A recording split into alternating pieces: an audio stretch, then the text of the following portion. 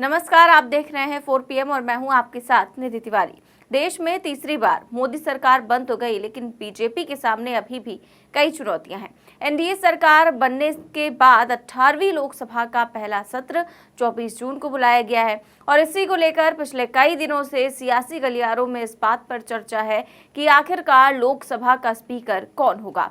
इस बार लगातार ये कोशिश की जा रही है कि इस बार स्पीकर जो है वो बीजेपी का ना होकर जो बीजेपी के सहयोगी हैं, टीडीपी है, जो जेडीयू है, उनके बने, या फिर विपक्ष ने तो अब सीधे तौर पर मोर्चा खोल दिया है कि अगर बीजेपी अपने सहयोगियों को स्पीकर नहीं बनाती है तो फिर हम अपने स्पीकर का कैंडिडेट जो है वो खड़ा करेंगे। और इस बीच स्पीकर को लेकर बड़ा बयान सामने आ गया है संजय राउत का। संजय राउत ने बड़ा दावा करते हुए क्या बयान दिया है, सुनिए। देखिए, ये लड़ाई जो है लोकसभा स्पीकर की लड़ाई बहुत महत्वपूर्ण लड़ाई है। अब 2019 और 2014 वाली स्थिति संसद में नहीं है। अगर राहुल गांधी जी बोलते हैं कि हम चाहे तो सरकार कभी भी गिरा सकते हैं, उसका मतलब आप समझ जाइए कि जो बैठे हैं प्रधानमंत्री पद पर या सरकार जो बनाई है एनडीए की, वो स्थिर नहीं है, स्टेबल नहीं है, कुछ भी हो सकता है। अगर हमने सुना है कि चंद्रबाबू नायडू जी ने लोकसभा का स्पीकर पद मांगा है, जो उनसे डील हुआ है, ये ठीक बात है चंद्रबाबू जी की। अगर लोकसभा स्पीकर पद पर एनडीए का कोई व्यक्ति नहीं बैठा तो सबसे पहले नरेंद्र मोदी और अमित शाह तेलुगु देशम पार्टी को तोड़ देंगे और ये काम शुरू कर दिया है। जनता दल यूनाइटेड नीतीश कुमार की पार्टी तोड़ देंगे, चिराग पासवान की पार्टी तोड़ देंगे, जयंत चौधरी की पार्टी तोड़ देंगे। उनका काम ये है, जिसका नमक खाते हैं उनको खत्म करते हैं, जिनके साथ खाने में बैठते हैं उधर ही छेद करते हैं। ऐसे लोग हैं बीजेपी के, हमारा अनुभव है। तो ये अगर चंद्रबाबू नायडू जी ने लोकसभा स्पीकर पद मांगा है और उनको अगर मिलता है तो हम उनका स्वागत करेंगे जरूर। लेकिन स्थिति बदल गई है। अगर हम चाहे तो हमारा बहुमत हम लोकसभा में दिखा सकते हैं। अगर चंद्रबाबू को ये पद नहीं मिला और चंद्रबाबू अपना उम्मीदवार खड़ा करते हैं तो हम पूरे इंडिया अलायंस में बातचीत करेंगे सब मिलकर, और हम ये कोशिश करेंगे कि पूरा इंडिया अलायंस चंद्रबाबू के उम्मीदवार के पीछे खड़ा रहे। तो संजय राउत ने कहा कि लोकसभा स्पीकर की लड़ाई बहुत महत्वपूर्ण है और इस बार संसद में 2014 और 2019 वाली स्थिति नहीं है। वहीं एनडीए सरकार स्थिर नहीं है और कुछ भी हो सकता है। और साथ ही उन्होंने ये भी कहा कि हमने सुना है कि चंद्रबाबू नायडू ने लोकसभा स्पीकर पद मांगा है और अगर एनडीए के किसी उम्मीदवार को लोकसभा अध्यक्ष का पद नहीं मिलेगा तो पीएम मोदी और केंद्रीय गृह मंत्री अमित शाह टीडीपी, जेडीयू और एलजेपी को तोड़ देंगे। वहीं संजय राउत ने आगे कहा कि चंद्रबाबू नायडू ने लोकसभा स्पीकर का पद मांगा है। अगर उनकी पार्टी को लोकसभा स्पीकर का पद मिलता है तो हम उनका स्वागत करेंगे। इसके साथ ही उन्होंने ये भी जो दावा कर दिया, जो राहुल गांधी कहते हैं कि हम कभी भी सरकार गिरा सकते हैं, तो उन्होंने भी इसका समर्थन कर दिया। दरअसल लोकसभा स्पीकर का पद इसलिए भी महत्वपूर्ण हो जाता है क्योंकि पिछले 10 सालों में अमित शाह और मोदी जी ने किसी भी अपने एनडीए सहयोगी के आगे कोई ऐसा उदाहरण नहीं रखा कि वो कह सके कि मुझे इनके साथ आकर बहुत फायदा हुआ है। या तो उन एनडीए सहयोगियों की पार्टियां तोड़ दी गई या उनके बड़े नेताओं को बीजेपी में शामिल कर दिया गया।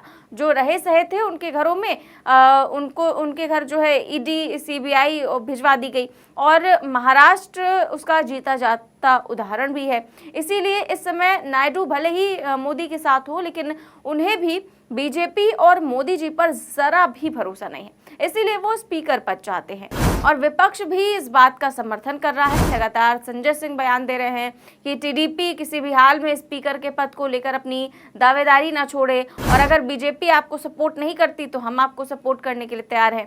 इसके अलावा आदित्य ठाकरे भी कह रहे हैं कि जेडीयू और टीडीपी समझ ले कि बीजेपी का लोकसभा स्पीकर मत बनने दीजिएगा, नहीं तो आपकी आज नहीं तो कल पार्टी टूट जाएगी। इसके अलावा अशोक गहलोत ने भी इसी बात को लेकर ट्वीट किया, ऐसे ही कुछ संकेत दिए।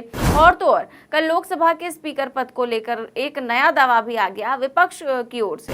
विपक्ष ने तय किया कि लोकसभा स्पीकर के पद के लिए अब चुनाव होगा और अब उनके पास इतने तो आंकड़े हैं ही कि कम से कम वो अच्छी खासी टक्कर दे सकते हैं। तो विपक्ष ये कह रहा है कि हम देखते हैं कि आप किसको स्पीकर पद के लिए नियुक्त करते हैं, और अगर हमें कैंडिडेट पसंद नहीं आया तो हम चुनाव करवाएंगे और हम भी अपना कैंडिडेट उतारेंगे। और डिप्टी स्पीकर के लिए भी विपक्ष ने दावा ठोक ही दिया है, और ये कोई बड़ी बात नहीं है। इससे पहले भी डिप्टी स्पीकर पद विपक्ष को मिलता रहा है, तो कोई ऐसी नाजायज मांग नहीं है जो विपक्ष कर रहा है। इधर विपक्ष लगातार दबाव बनाए हुए है, उधर टीडीपी की तरफ से बयान आ गया है कि हम सर्वसम्मति से फैसला लेंगे, सभी लोग बैठकर इस पर विचार करेंगे। यानी कि मोदी सरकार के किंग मेकर जेडीयू और टीडीपी में लोकसभा अध्यक्ष के मुद्दे पर अभी भी मतभेद है। बीजेपी चाहती है कि लोकसभा अध्यक्ष का पद बरकरार रखा जाए, बीजेपी के पास ही रहे। इस पर जेडीयू तो राजी है, मगर टीडीपी चाहती है कि इस मामले पर एनडीए में चर्चा हो और आम सहमति से लोकसभा अध्यक्ष का उम्मीदवार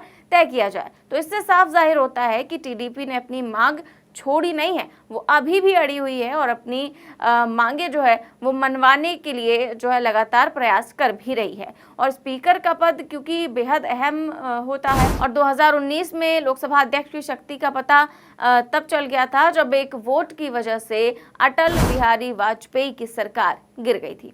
ऐसे में अब 2014 और 2019 में बीजेपी के पास पूर्ण बहुमत तो था, लेकिन उन्हें अपना स्पीकर बनाने में कोई उस समय दिक्कत भी नहीं हुई।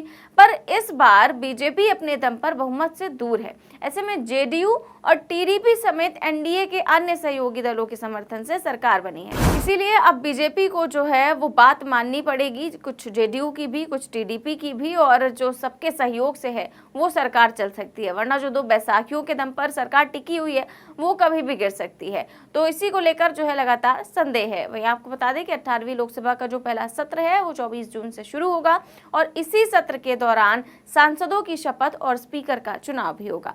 और बीजेपी विपक्षी दलों से संपर्क करेगी ताकि स्पीकर का चुनाव सर्वसम्मति से हो सके।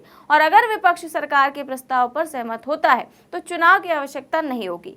लेकिन अगर विपक्ष भी अपना उम्मीदवार खड़ा करता है तो नए स्पीकर के लिए 26 जून को मतदान हो सकता है और नए स्पीकर उसी दिन पदभार संभाल सकते हैं। तो ये आप सोचिए कि इस वक्त मोदी जी उन पर कितना ज्यादा प्रेशर होगा। लोकसभा स्पीकर को लेकर जो रार है वो लगातार जारी है। विपक्ष अलग दबाव बना रहा है, सत्ता पक्ष के अंदर अलग स्वर सुनाई दे रहे हैं, और ये कहां जाकर रुकेगा ये तो आने वाला पार्लियामेंट सेशन में ही पता चलेगा। लेकिन फिलहाल जंग तो छिड़ी हुई है विपक्ष और सत्ता पक्ष में भी, और खुद एनडीए के अंदर भी जो है ये जो विरोध के स्वर है वो उठने शुरू हो गए। तो ये जंग कहां पर जाकर थमेगी ये तो आने वाला वक्त ही बताएगा। फिलहाल इस खबर में बस इतना ही। देश और दुनिया की तमाम बड़ी खबरें जानने के लिए देखते रहिए 4 PM न्यूज नेटवर्क। नमस्कार।